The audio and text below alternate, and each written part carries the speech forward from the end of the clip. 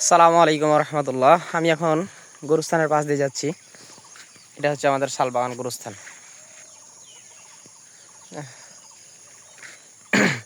তো এই শালবাগান গরুস্থানের পাশ দিয়ে যাচ্ছি। এখন কথা হলো যে আমরা গরুস্থানের পাশ দিয়ে গেলে আমরা কি বলবো।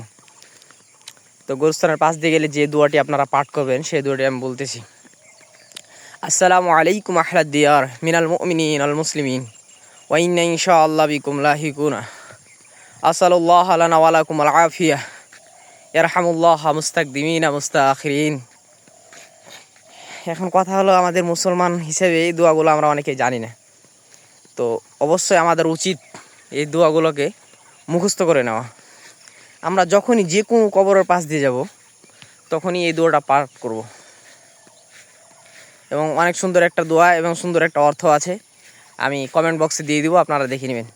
আসসালামু আলাইকুম রহমতুল্লাহ। আর পারলে একটু শেয়ার করে দিন ভিডিওটা।